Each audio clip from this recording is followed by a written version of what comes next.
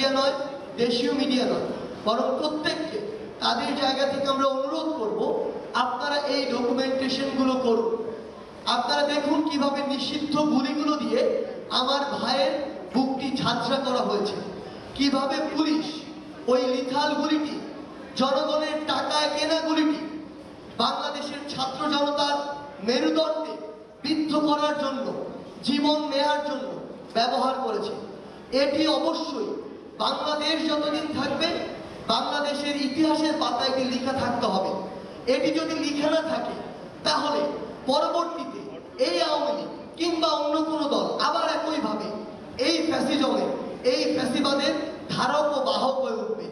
তাদের এটি জানা থাকা উচিত, মনে রাখা উচিত মানুষ কতটা ঘৃণা ভরে এই ফ্যাসিস্ট সরকারকে প্রত্যাখ্যান করেছিল, কত নির্লজ্জভাবে তারা যখন এই ফ্যাসিবাদটি চালিয়েছিল, মানুষ কিভাবে এই ফ্যাসিবাদের পতন ঘটিয়েছিল।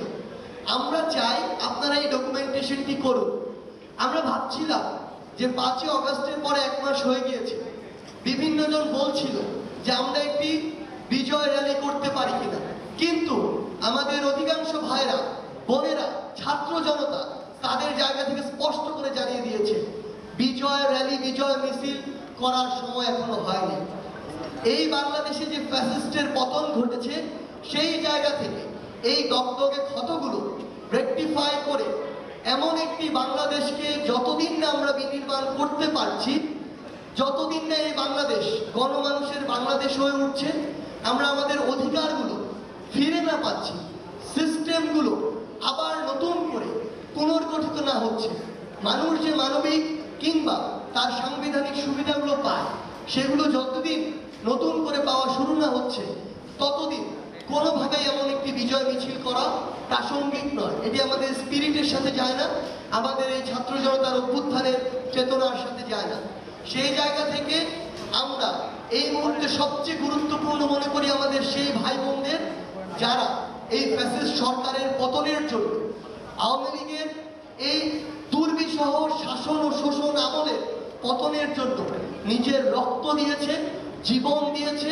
গুলির সামনে আবু সাইদ থেকে শুরু করে আমার হাজারো ভাই যেভাবে বুক পেতে দিয়েছে, একটা গুলি খেয়ে পরের গুলিটি আবার নিজের বুকে নেওয়ার জন্য শক্তি নিয়ে দাঁড়িয়ে গিয়েছে। এখন সময় হচ্ছে আমার সেই ভাইদেরকে স্মরণ করা, ধারণ করা।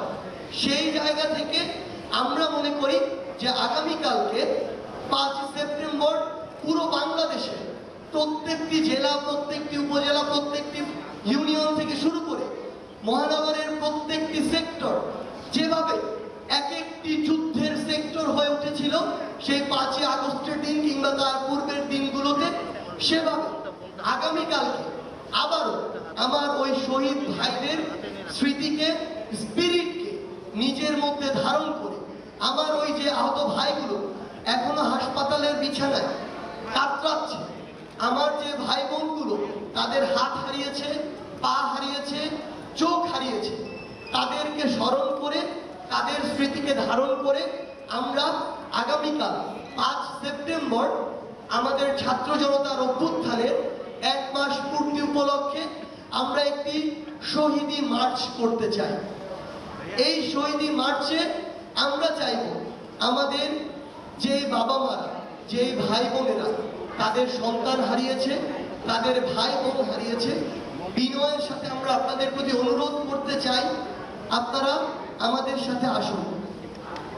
আপনারা যে ভার নিয়ে আজকে চলছেন, হাঁটছেন, আমরা সেই ভারের সঙ্গী হতে চাই।